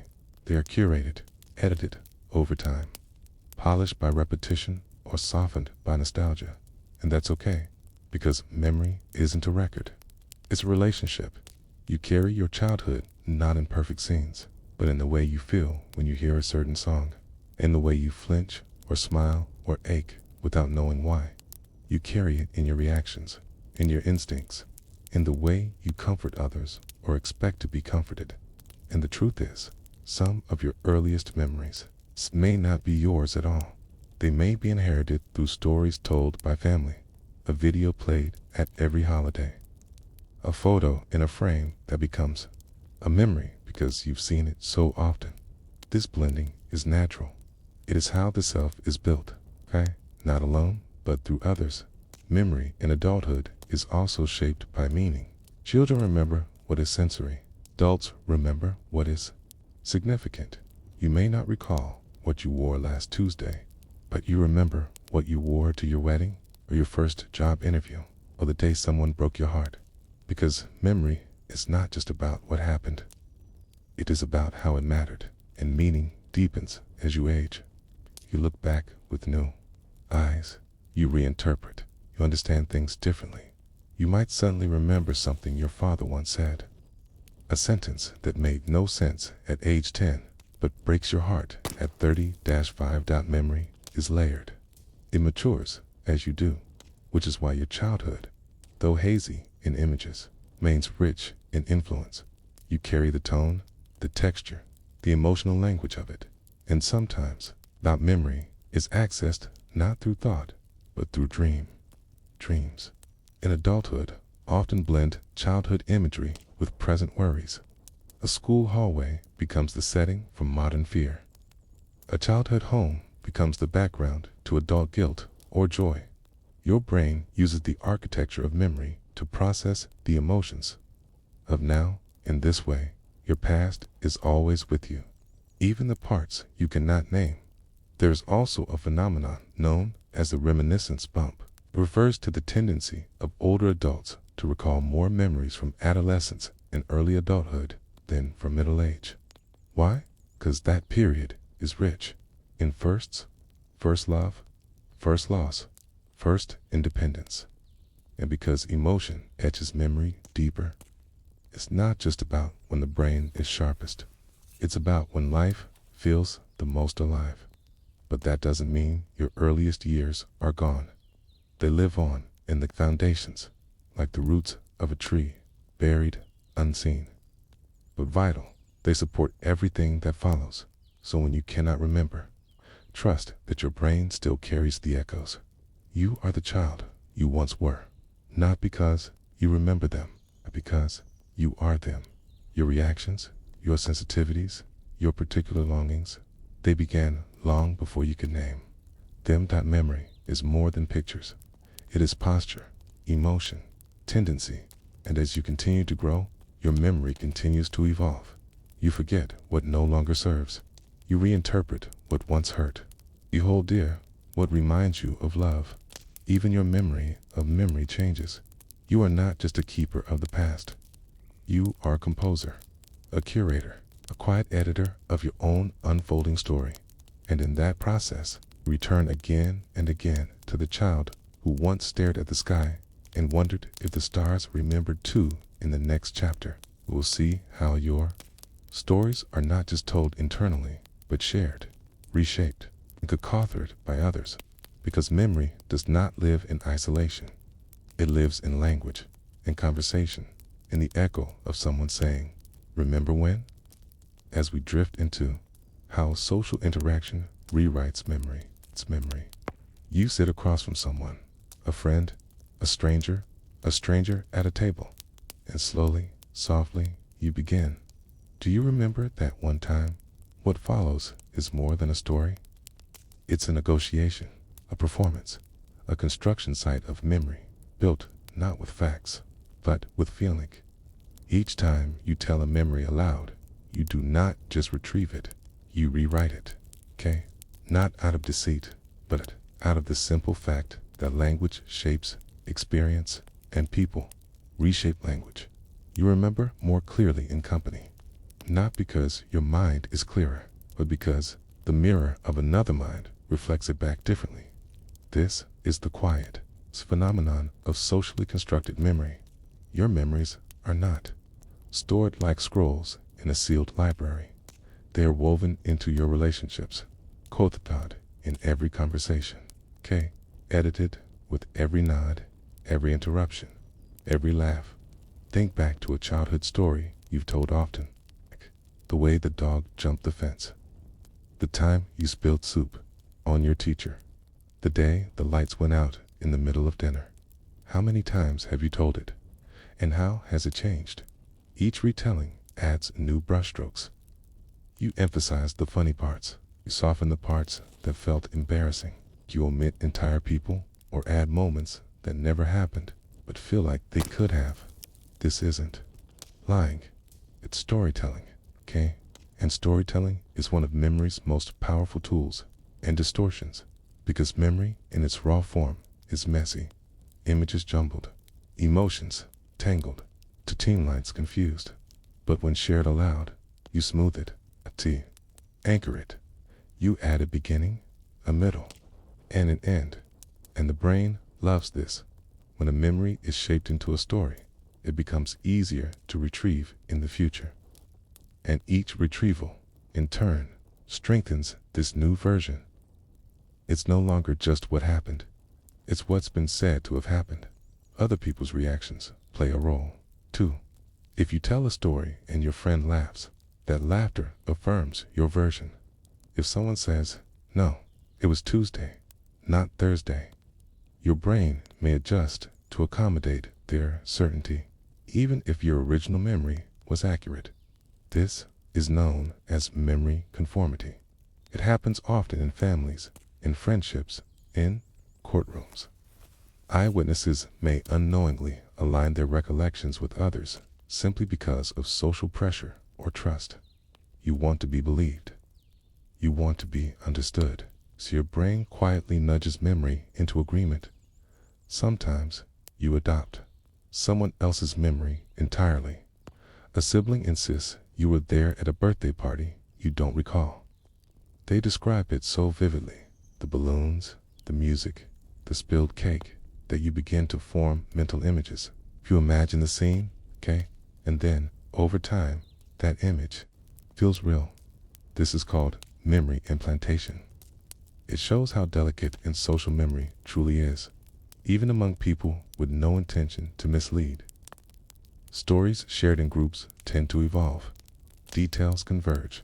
Contradictions are ironed out. Consensus emerges. Families are especially prone to this. They tell the same stories at holidays, passing them down like heirlooms, but the stories are often rewritten to serve. Identity. Our family has always been adventurous. Dad was always so strict. Remember how Grandma used to burn the toast? Okay? In these stories, memory is not about truth. It's about coherence. Okay? It's about making the family make sense. And so, even memories of trauma may be softened, forgotten, or reinterpreted to protect the whole. You do this on an individual level too. You may revise past relationships to justify their end. You may reinterpret a painful event to make peace with it. You may exaggerate your bravery in a difficult moment, not out of ego, but out of a quiet need to see yourself as capable, as surviving. And when you share these revised versions with others, they become cemented. You believe them more, because they are no longer yours alone. This is how memory becomes socially stabilized. But it also means your memories are vulnerable to the beliefs, emotions of those around you. A parent who constantly reminds you that you were a shy child may influence how you remember your early self, even if you were bold in your own mind. A partner who insists a fight never happened may cause you to doubt your memory, or reinterpret it as your own mistake.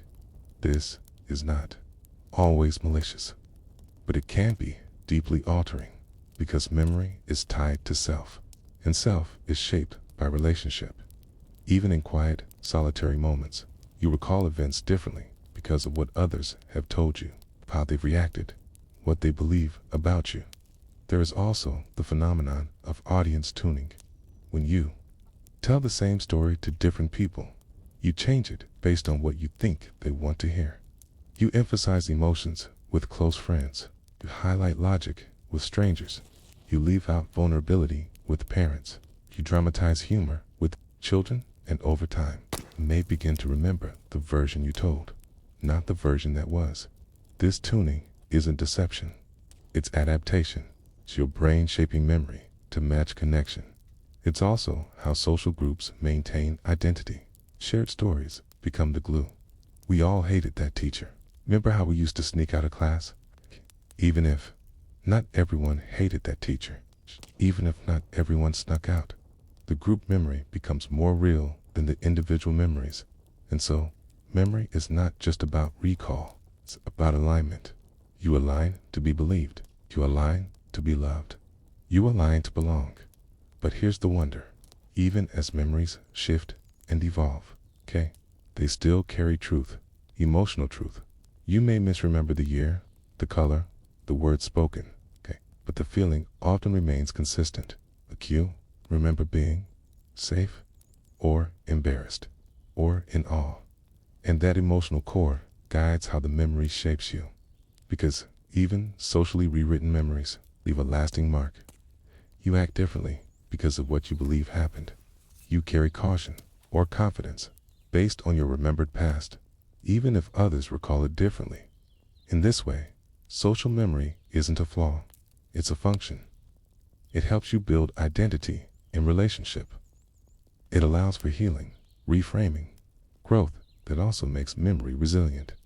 Even if one version fades, another shared and told can take its place. Stories, after all, are the vessels memory chooses. And when you let others into your story, They help you carry it. They lighten its weight. They lend new perspective. They mirror back who you were or who you could be. So, your memories are not yours alone. They are co-created, co-held, and sometimes co-healed. As we move toward the next chapter, we'll zoom out from the personal to the collective. Because just as memory is shaped by families and friends, it is also shaped by nations, by media, by silence, and by what we choose or refuse to remember together. Next, we explore collective memory and cultural amnesia. There are memories you share and memories you do not. But beyond your own mind, beyond your family and friends, there is another kind of memory, faster, quieter, more powerful. The memory of a people, of a country, of a culture. You live surrounded by it, though you may not feel it directly. It's in monuments you pass, textbooks you read, holidays you celebrate, in silences you were taught never to question. This is collective memory, not stored in neurons, but in ceremonies, in museums, in the words people choose, in the ones they omit. It is the memory of we, not I, and like all memory, it is shaped by what is repeated and what is deliberately left out. You see, nations do not remember everything. No one can. Story is too large, too messy, too filled with contradiction. So stories are chosen. Certain moments are celebrated. Others quietly disappear. Think of a school book. It tells the rise of a nation, a revolution, a leader. But it rarely tells the stories of the ones who were crushed beneath those rises. Every country, every culture has its myths, its noble beginnings, its righteous wars, its heroes, martyrs, and golden ages. But myths are not lies. They are curated truths, and like any memory, the more they're told, the more real they feel, even when they're only part of the whole. You might walk through a city and see statues, stone generals, bronze, queens, Tia, their faces uplifted, their names etched in metal. And yet, who decided to remember them this way? What stories did those statues silence? History is not what happened. History is what is remembered about what happened and who had the power to remember it. Sometimes, forgetting is passive. Over time, people move on. Wars end. Buildings fall. Diaries are lost. But sometimes, forgetting is intentional. A regime falls, and its monuments are destroyed. A scandal erupts, and files are burned. An entire people are silenced, and their names are erased from ledgers. This is cultural amnesia, when a society chooses to forget because remembering is too dangerous, too shameful, too destabilizing. In some cases, forgetting protects. After deep trauma, genocide, civil war, occupation, a country may choose silence over confrontation, an uneasy peace over painful truth. But the memory does not vanish. It waits beneath the surface, in whispered family stories, and forbidden books and songs sung under breath. And eventually, it returns, because the past, even when buried, still breathes. You may have felt this in your own life. An old photograph brings back a story your grandmother never told. A childhood game holds a memory you couldn't name until now. The same is true for nations. One document emerges. One survivor speaks. And suddenly, history shifts. Entire generations may grow up never hearing about a massacre, a revolution, a betrayal. And then, one day, it's everywhere in headlines, in school debates, in public reckonings. Because collective memory is not fixed, it evolves. It stirs awake, just as your own memories are reshaped each time you recall them. A culture's memories change as values shift, as new voices rise, silences crack. Consider how a single word can change the tone of memory. Was it a rebellion or a riot, a liberation or a coup, a savior or a dictator? Language defines legacy, and often the same event is remembered differently by different groups. What one community mourns, another may celebrate. what one calls justice, another calls injustice. This is the tension of shared memory. It is never truly shared by all. And so, you grow up absorbing the dominant story, the one most repeated, most published, most performed. But sometimes, that story does not match what others remember. You might learn of a holiday as a day of pride, while another group remembers it as a day of grief. And this realization that memory is not universal can be unsettling, because it means history is not only fragile, it's political. Every nation edits its past. Every culture selects its symbols. Every generation rewrites its own narrative to align with who it believes it is or wants to be. But within these edited stories, there are always gaps, and the gaps are often filled by silence. Silence around whose land this was. Silence around who was enslaved. Silence around what was done in the name of progress. These silences are not empty. They hum beneath the surface. They shape identity just as much as spoken stories do, because forgetting is not absence, it's pressure. A pressure not to ask, a pressure to move on, a pressure to not remember what others want to forget. And yet, there are always those who do remember. Artists, poets, historians, children who overheard things not meant for them. They carry pieces of the forgotten. Sometimes they return those pieces to the light. A mural appears in a neighborhood. A memorial is erected where there was none. Our grandmother testifies. A textbook is rewritten, and with these acts, the collective memory shifts again. Sometimes slowly, sometimes suddenly, but always under tension, because remembering is power. To remember is to name. To name is to hold accountable. And to hold accountable is to change the story going forward. So the question becomes, what should be remembered? And by whom?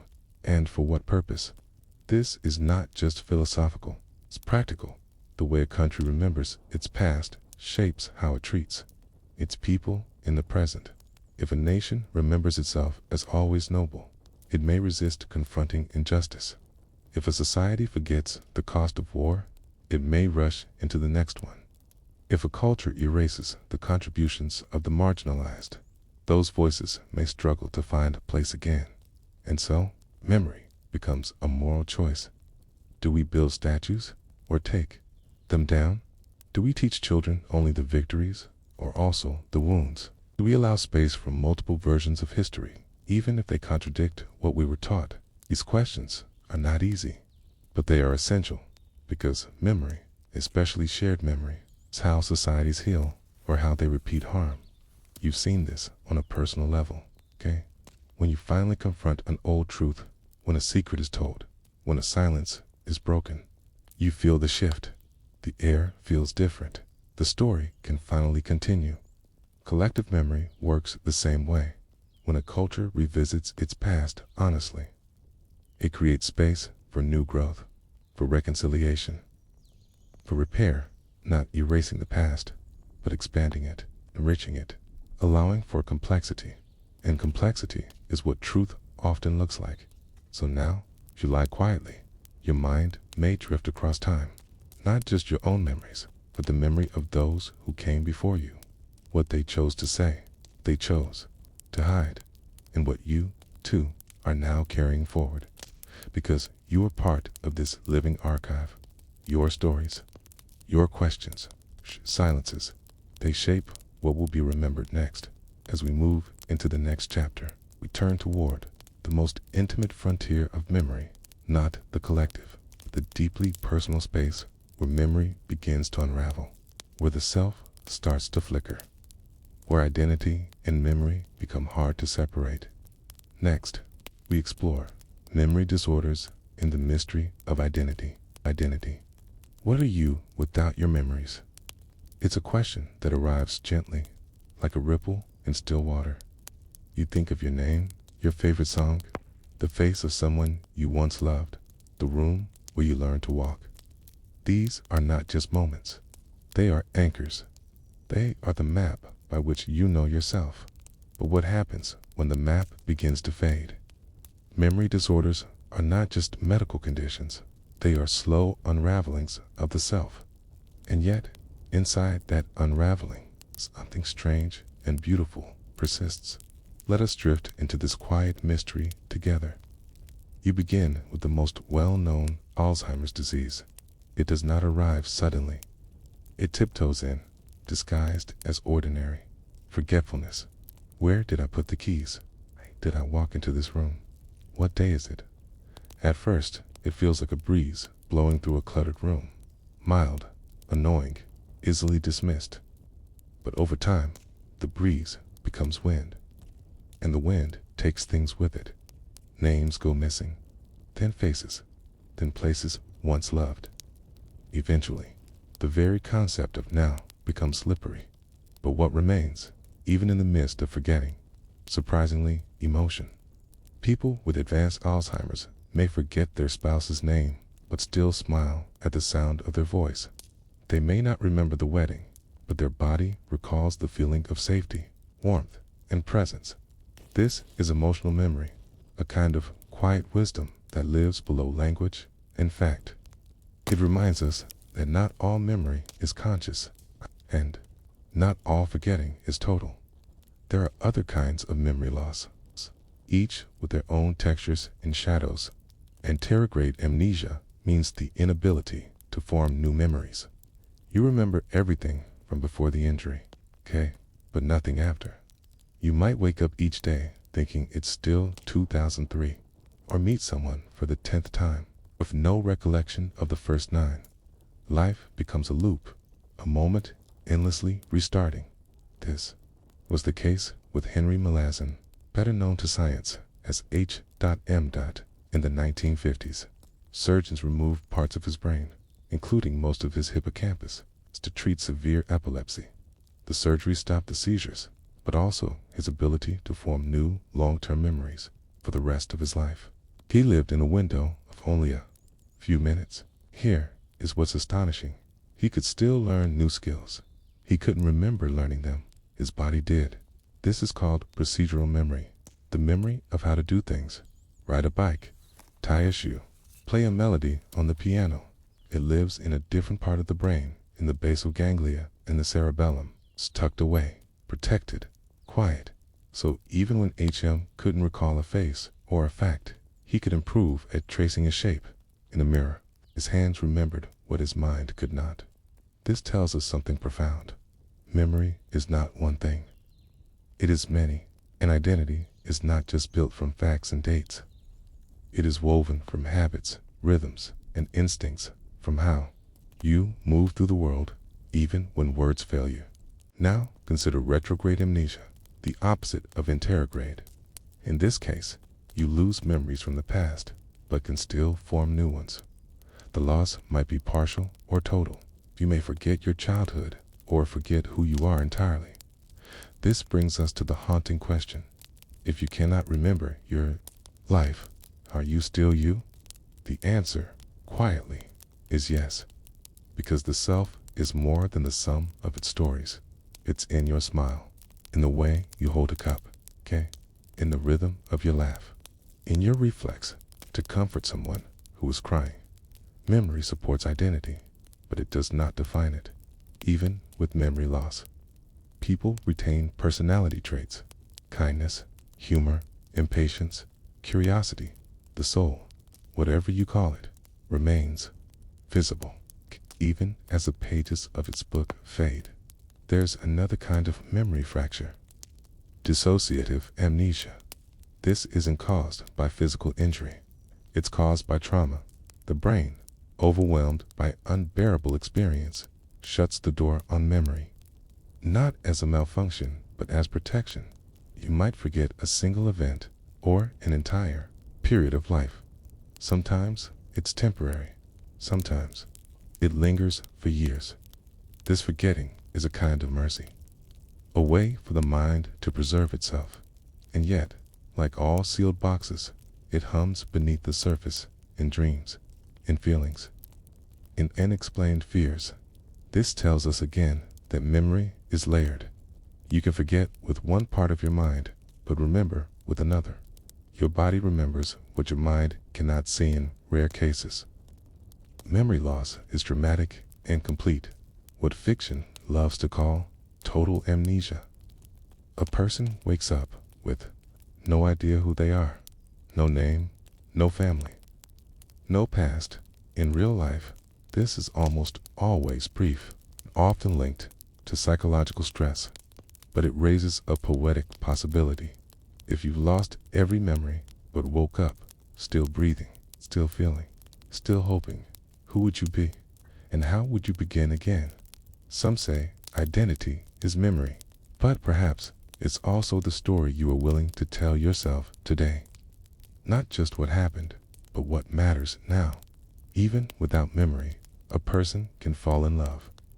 They can fear, dream, create, and grieve, which means the soul is not stored in facts. It's something deeper, something continuous, even when all else changes. You've seen this quietly in loved ones, a grandfather who can't recall your name, but still lights up at the sound of your laughter. A friend with dementia who no longer remembers how you met, but still asks if you've eaten today. These are glimpses of a deeper truth. Key: the essence of who you are is not erased by forgetting. It changes, it shifts, it simplifies, but it remains. This understanding invites gentleness. It changes how we care. When someone forgets, they are not gone.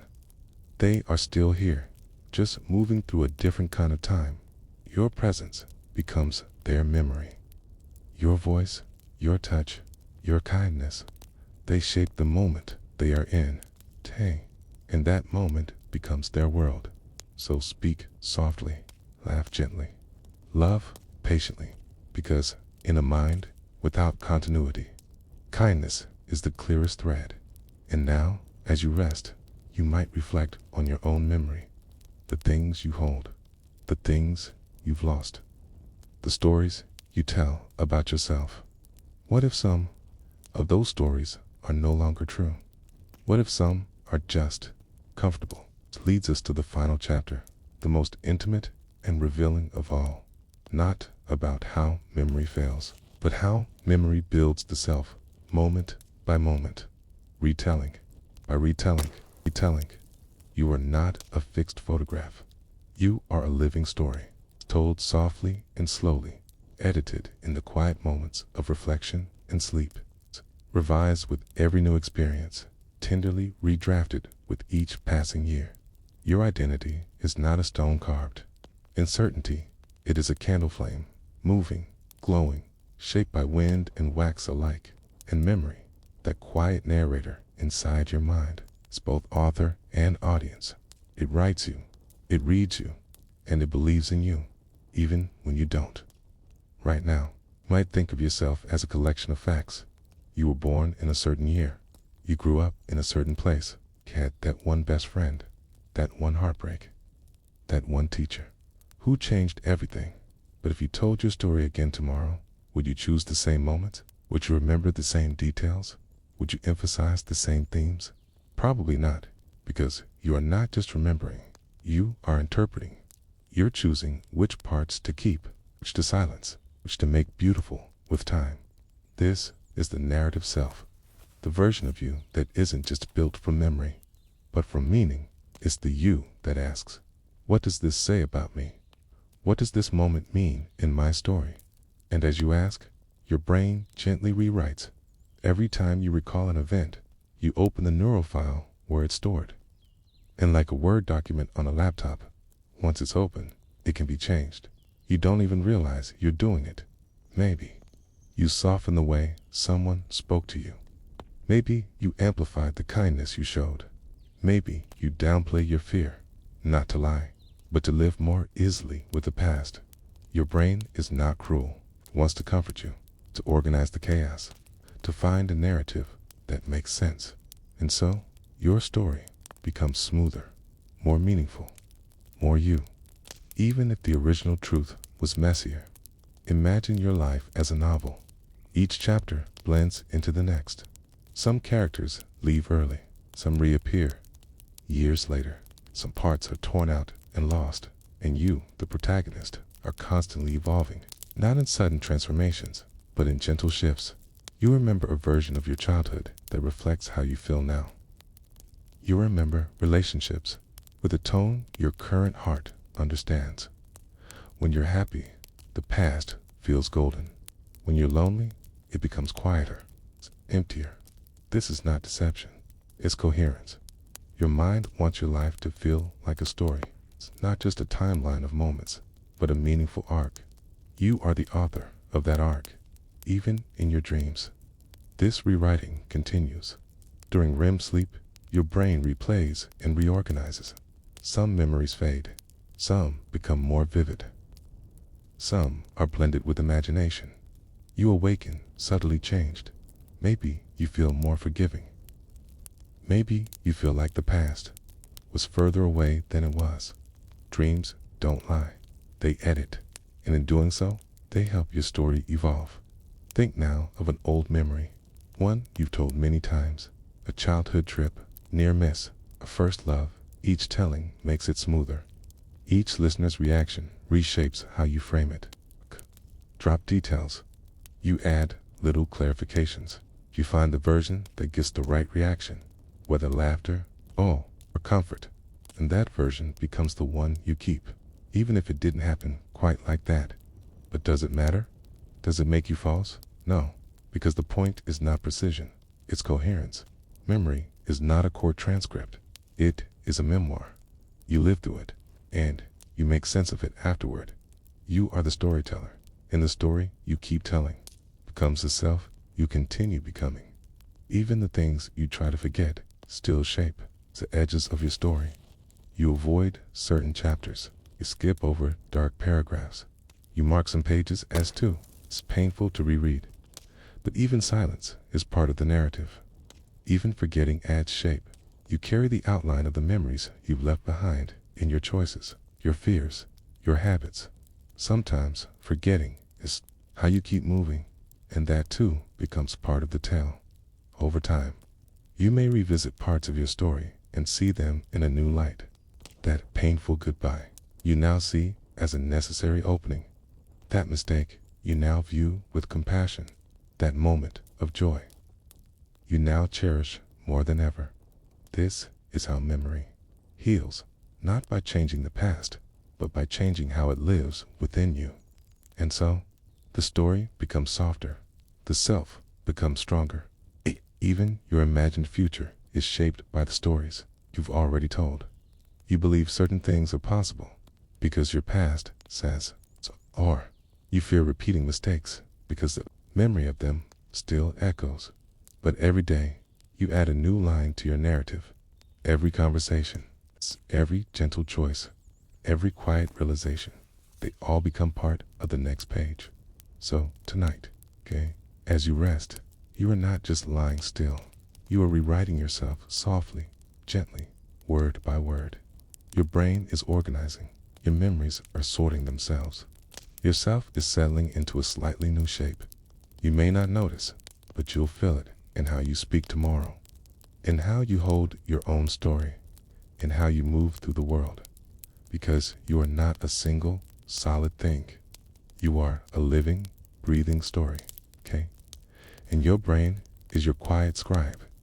Every day, it writes you again, not from scratch, but from hope, from meaning, from feeling, from the gentle desire to make it all make sense.